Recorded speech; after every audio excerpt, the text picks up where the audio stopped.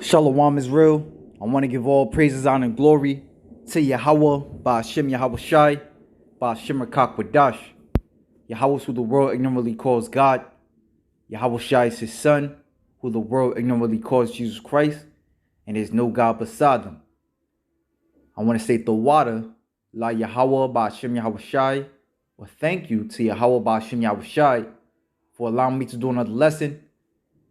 Double honors to the elder apostles and the elder bishops of Great Millstone for being faithful witnesses to the Holy Spirit.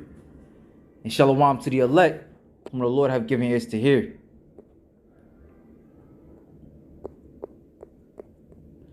Alright, so today's lesson, which I'm the brother Kahan from the GMS New Jersey Kent. And today's lesson will go into how there are many scriptures on judging, and here are a few. So without further ado, let's get it. This is the book of Hebrews chapter 12 and verse 7. I'm sorry.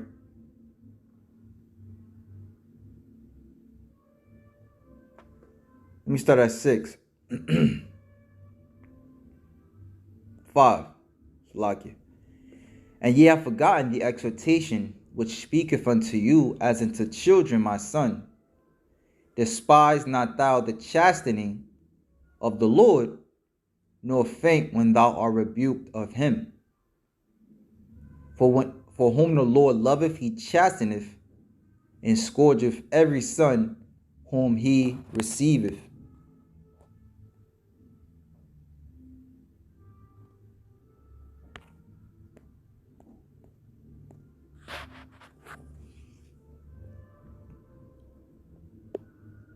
And as we are coming closer to Yahweh Ba'ashem Yahweh Shai, and those of you who listen, the spectators, those of you who may not appreciate, you scoff,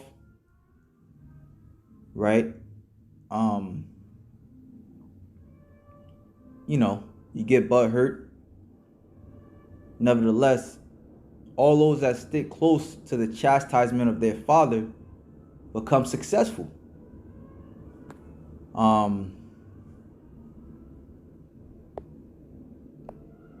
Salakia, before I keep going.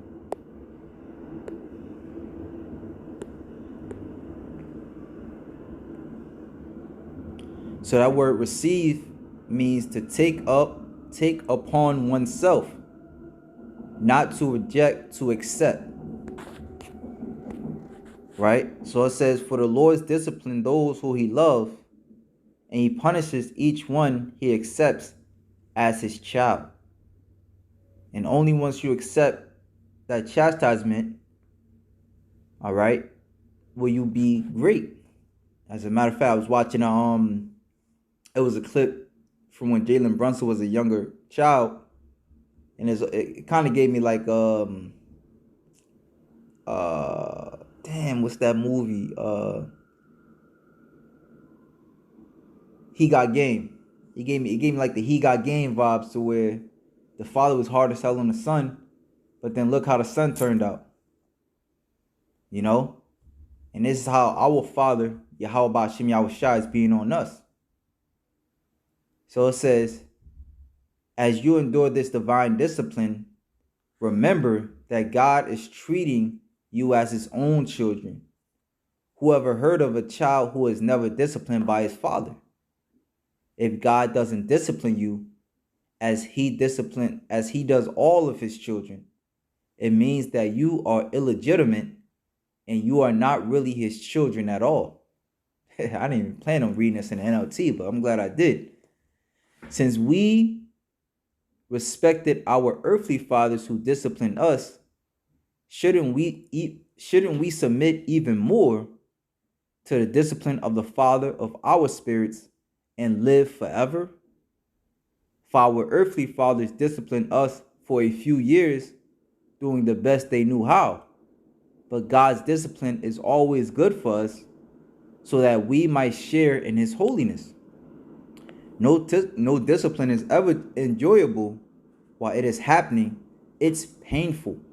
but afterward there would be a peaceful harvest of right living for those who are trained in this way. And like I said, when you look at the greats, best believe they were trained rigorously. Some would say harshly.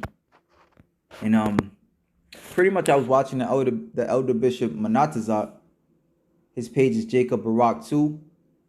And very fiery brother. You know, as we all know, the elder bishops, they are, and they are fathers. You know, they are spiritual forefathers. And, you know, as I was watching them, I was thinking of how in the times to come where they ask us, you know, they may use certain of their teachings as examples of why we're so-called bad men. And, you know, you'll have family members that shun their teachings or the way brothers, you know, may use rude speech. Nevertheless, it's love. It's love. And as a matter of fact, I want to grab it, Hebrews 12 over now in the KJV version. And I want to start at that last point out we read in verse 10. For they verily for a few days chasten us after their own pleasure, but he for our profit. You see? So the harshness that the men of the Lord is coming with is for your profit. You know? And we all still cut to the heart because, you know, we're being made to be perfect. All right? We're still in the training process. As a matter of fact, when you go into the word chasten, right, it says to train children, to be instructed or taught or learn.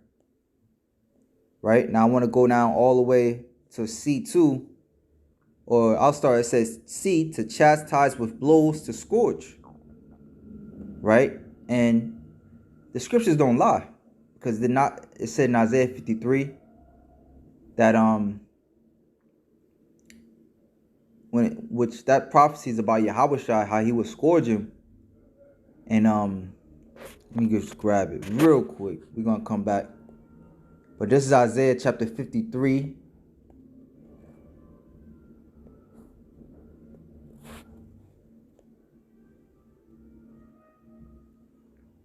Verse 10. Yet it pleased the Lord to bruise him. He hath put him to grief. When thou shalt make his soul an offering for sin, he shall see his seed, he shall prolong his days, and the pleasure of Yahweh shall prosper in his hand. He shall see of the travail of his soul and shall be satisfied. Right? And remember what the scriptures say as far as being judged and being accepting of that judgment. The scriptures say what? That a humble and a contrite spirit the Lord will not despise. Right? So though judgment is hard, like we always read in Hebrews 12, no judgment for the present time seemeth joyous, yet it yieldeth its peaceable fruit. And that's what Yahweh Shem Yahushua is essentially bringing us into, is a very powerful, he's bringing us into a legacy, you know, to where our greatness will be learned and talked about, reverenced, right?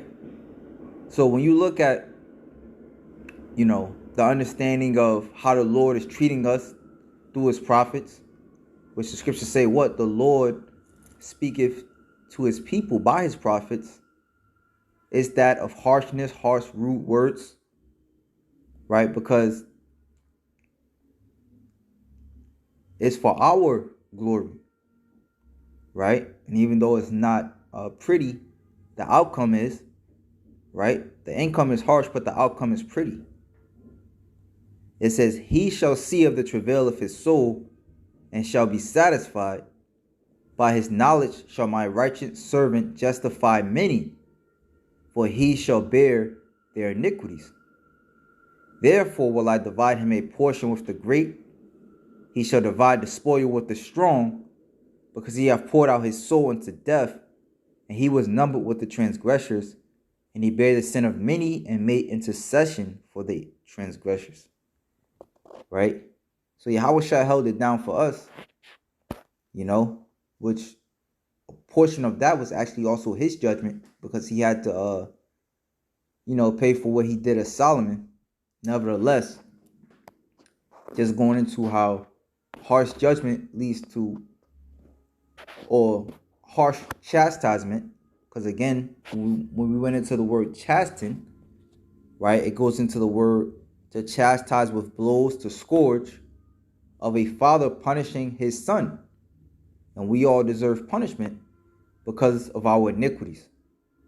Of a judge ordering one to be scourged. Okay? And that's where the prophets come in. Because as Yahushua went through what he went through, all right, now he's on the right-hand side of Yahushua. As Yahushua went through what he went through, he's on the right-hand side of Yahweh. So he essentially put that in his men, right? He essentially put that in his men, all right, to have a fiery spirit, all right, which of course starts off with the spirit of understanding, and then through that,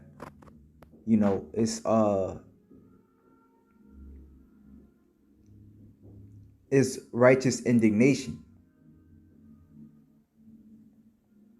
It says, right, man, I'm gonna read this last part again in verse 10. But he for our profit, that we might be partakers of his holiness. Okay? It says, now no chastening for the present seemeth to be joyous, but grievous. Nevertheless, afterward it yieldeth the peaceable fruit of righteousness unto them which are exercised thereby. Wherefore lift up the hands which hang down and the feeble knees. In other words, don't bitch about it. Just grow off of it. And make straight paths for your feet, lest that which is lame be turned out of the way, but let it rather be healed. All right? And that's the point. Because, coming into this truth, coming out of this world, our mind was messed up to where we became lame. Let's look into that word lame. It says deprived of a foot, maimed, crippled, halt, right? To our mind was effed up. Obviously, you may not have been physically crippled, but mentally, you were effed up, right? You weren't whole mentally. It says, lest that which is lame be turned out of the way, but let it rather be healed. All right? And when we go into how Yahushua commissioned the men of the Lord, right? He pretty much said the same thing. So I'm going to start at the top. It says Matthew 10:1. And when he called unto him his 12 disciples, he gave them power against unclean spirits to cast them out, and to heal all manner of sickness and all manner of diseases. Now the names of the 12 apostles are these. The first Simon, who is called Peter, Andrew his brother, James the son of Zebedee, John his brother, Philip and Bartholomew, Thomas and Matthew, the publican James the son of Alphaeus, and Lebbaeus, whose surname was Thaddeus, Simon the Canaanite, Judas Iscariot, who also betrayed him. These 12 Yahushua sent forth and commanded them, saying, go not into the way of the Gentiles, and into any city of the Samaritans enter ye not, but go rather to the lost sheep of the house of Israel, and as ye go preach, right? Which says to preach, to publish, proclaim openly. Do not brothers go out there on the highways and hedges, all right, in its chief place of concourse. It says, preach, saying the kingdom of heaven is at hand. All right. Heal the sick, cleanse the lepers, raise the dead, cast out devils. Freely ye have received, freely give. right? And again, we are healing the sick, we cleansing the lepers, raising the dead, casting out devils, all right, through the rebuke of this word. Does not the scripture say what? How shall man be cleansed? By taking heed to the ways of the Lord. Let me grab that. You know? And something the elder apostle Gabar always says is something a quote that he remembers the elder, I think it was his elder, the elder Yaquab would say. You know, we had to learn wickedness in order to appreciate righteousness. Right? So this judgment is justified. You may feel unfair, but it's justified. And again, our actions have withheld good things from us, like it says in Jeremiah the 5th chapter. But what's that? Psalms 119 verse 9. Wherewithal shall a man cleanse his way? By taking heed thereto according to thy word. Now again, if Yahweh Shai is saying heal the sick, cleanse the lepers, how are we going to do that? By giving them the word, and then essentially they will be cleansed by taking heed according to the word. Okay? Let me grab this according to the portion where the scriptures say Salakia. Okay. Right, so it says right there, what was that? So it says, heal the sick, cleanse the leper, raise the dead, cast out devils. Right?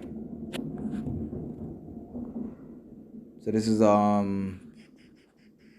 Leviticus chapter 19, verse 17. Thou shalt not hate thy brother in thy heart. Thou shalt in any wise rebuke thy neighbor and not suffer sin upon him. Right? So that's how we're casting out devils, is by rebuking you. Okay? And that's love, man. You know? That's why the scriptures say again, lift up your hands, ye feeble knees, because being in a society, you think love is catering to your emotions. But if you're wrong, you're wrong. Right? And it's for your profit. Brothers show the utmost amount of love, man.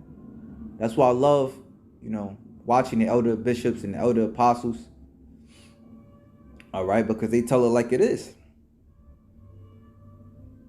And, you got some brothers that may be more gentle, but then you have other brothers that's more forward. Nevertheless, it's still love.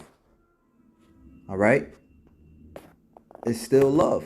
Even the apostle Paul, he said, as he spoke in his writings in the book of Corinthians, how at some points he had to be more harsh for the point. At some points in his letters to the church of Corinth, he had to be more harsh, pretty much in order for his point to get through. All right? Because, things could be, like for example, say when you texting somebody, things could be misunderstood by words.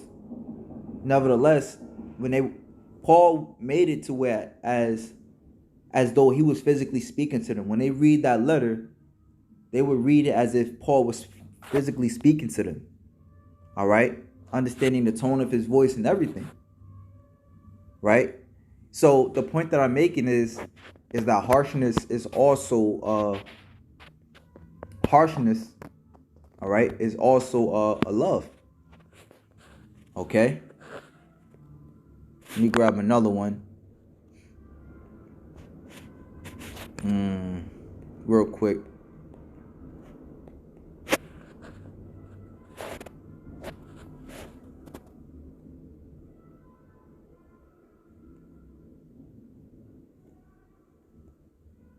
Let me see something.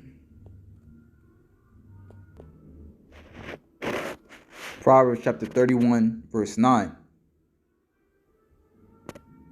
Let me start at verse 8. Open thy mouth for the dumb and the cause of all such as are appointed to destruction. So here it is. You're doing things that's leading you to death.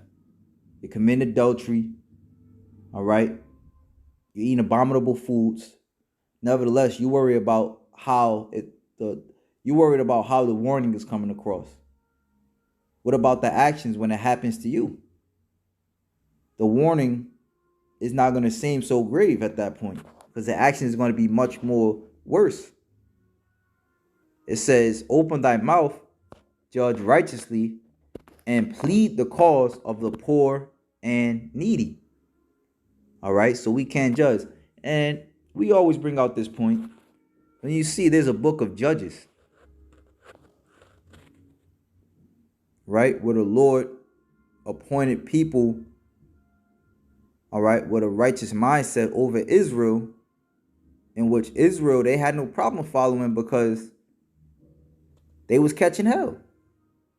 But when shit went good for them, they went back and doing their wickedness.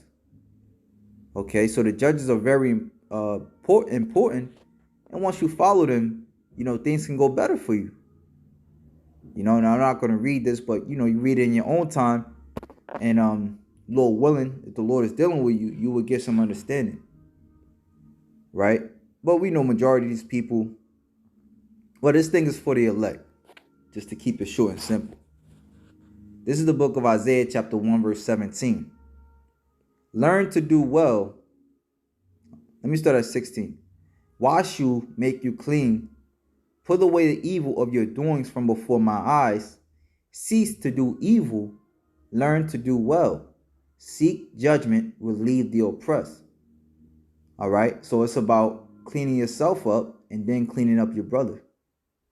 Right. And that's pretty much the understanding. Right. Because a lot of people like to go to this one and think, they wash their hands. No man can judge, or only God can judge. But it says, judge not, that ye be not judged. For with what judgment ye judge, ye shall be judged. But again, we just read in the law that you're supposed to judge your brother, so you do not suffer damnation upon him. You do not suffer destruction upon him. Right? So how would that work? Basically, you gotta be in a position to judge. All right? You gotta be clean in a sense to where you're not a hypocrite. You're not doing what you're telling your brother not to do. Ye shall be judged, and with what measure ye meet, it shall be measured to you again. And why beholdest thou the mote that is in thy brother's eye, but considerest not the beam that is in thy own eye? That's pretty much what the Lord told Isaiah. All right, consider your ways, fix up your ways, and then go judge. Put away the evil of your doings. Right? This is the vision of Isaiah, the son of Amos, which he saw concerning Judah and Jerusalem in the days of Uzziah, Jotham, Ahaz, Hezekiah, kings of Judah. Hear, O heavens, and give ear, O earth, for Yahweh hath spoken. I have nourished and brought up children, and they have rebelled against me.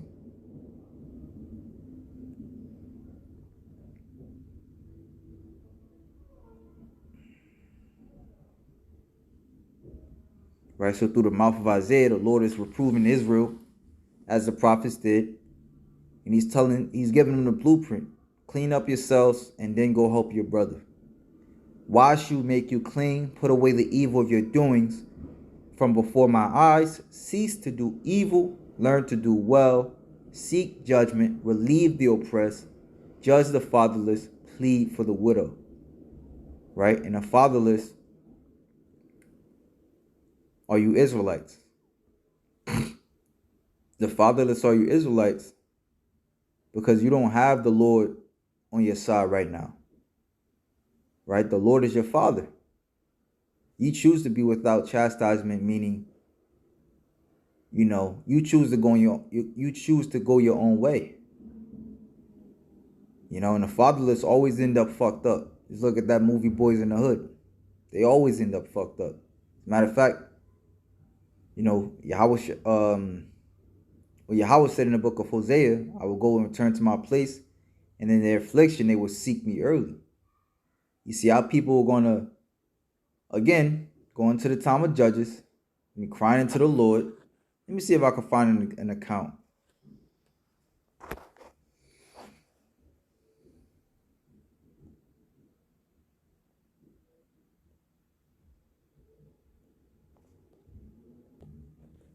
All right, this is a good chapter, but I want to start at Judges 2 and verse 12.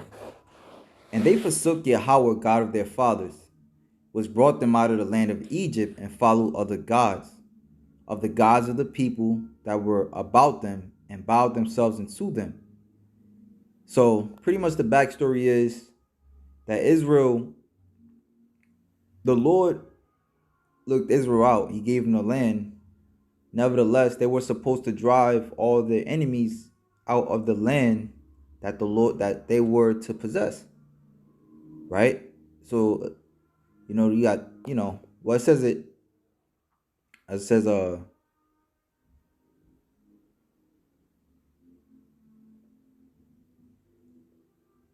supposed to rid their land of their enemies wholly, like completely, but they never would. You can read that in the first chapter. Right? And the Lord said that because, they will follow their gods. The Lord doesn't want Israel, it's kind of a separate topic, but the Lord doesn't want Israel in any way, shape, or form following the other nations. So, jumping down to verse 12, and they forsook Yahweh, God of their fathers, which brought them out of the land of Egypt, and followed other gods, of the gods of the people that were round about them, and bowed themselves unto them, and provoked Yahweh to anger. They forsook Yahweh and served Baal and Ashtaroth. And the anger of Yahweh was hot against Israel, and he delivered them into the hands of the spoilers that spoiled them. He sold them into the hands of their enemies round about, so that they could not any longer stand before their enemies. Whithersoever they went out of the hand, whithersoever they went out, the hand of Yahweh was against them, as Yahweh has said, and as Yahweh has sworn unto them, and they were greatly distressed. Nevertheless, the Lord raised up judges. Oh.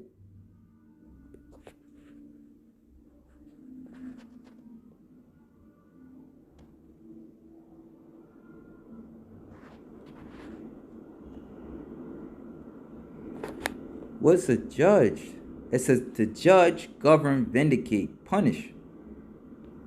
Matter of fact, when you go into well, let me just keep going.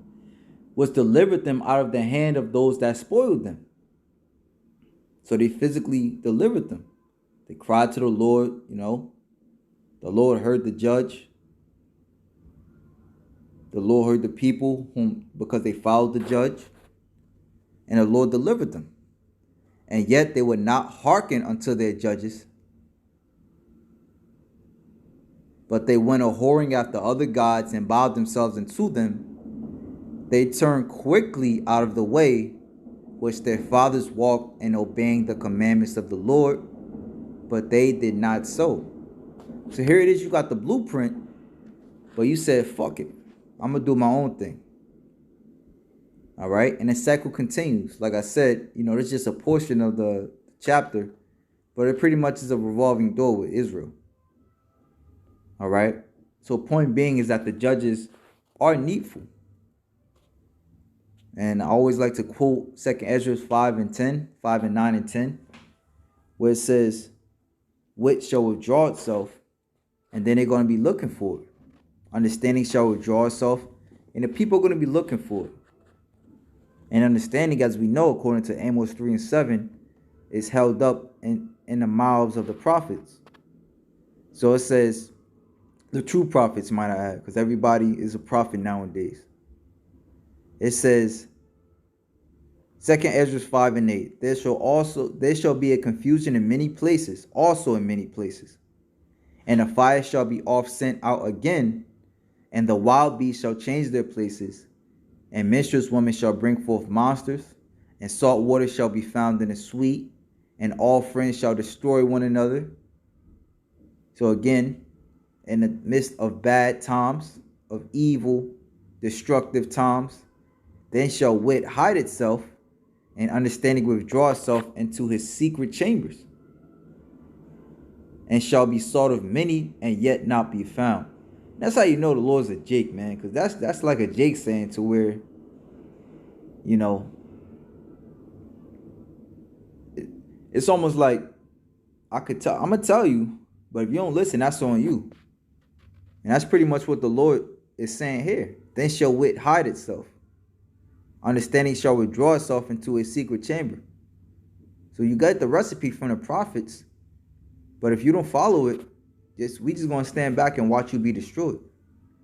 And really, it's the Lord, all right? Because the Lord is going to take the prophets off the street, and He's going to take His compassion off the street, all right? His mercy off the street.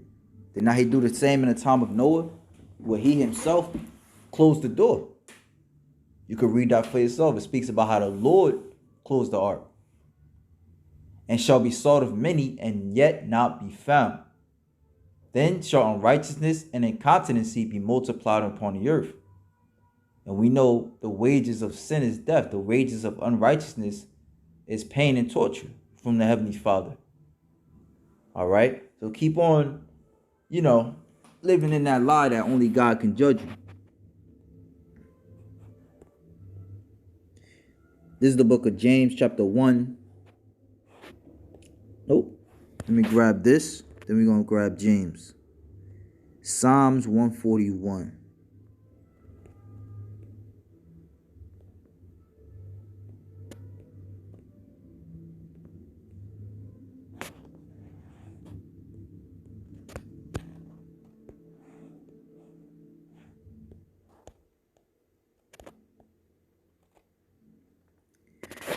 Psalms 141 verse 5.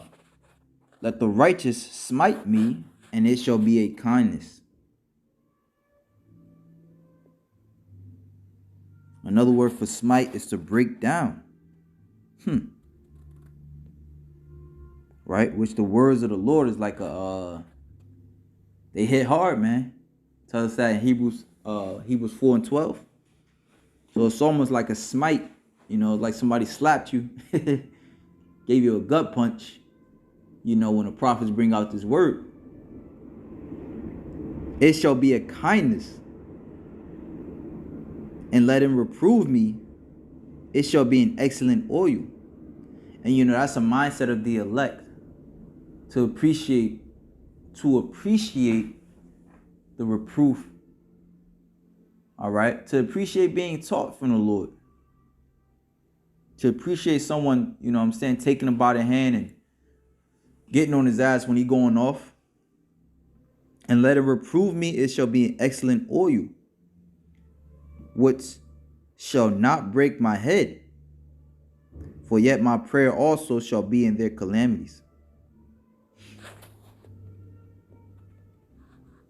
This is, if a good man hits me, he is being kind to me. If he is angry with me, it is like oil on my head. I will not say no to it. I am always praying against what bad people do. That's an easy English. I'm curious. What does the NLT say?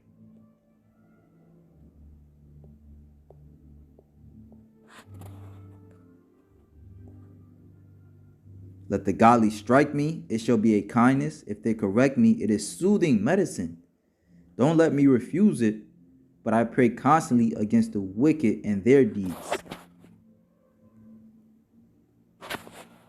And let's go over to the book of James, another one of my favorites. Chapter 1. Pure and genuine religion in the sight of God. James chapter 1 verse 27, by the way.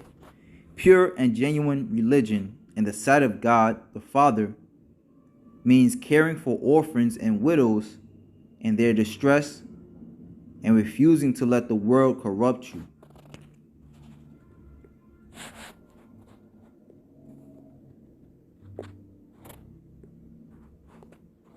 James chapter 1 verse 27.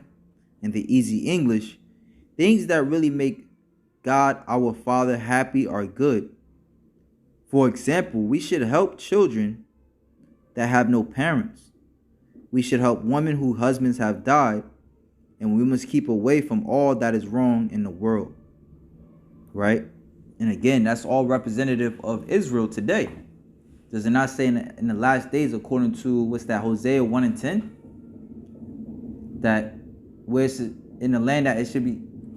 Let me just grab it because I'm gonna definitely butcher it. Hosea chapter 1 verse 10.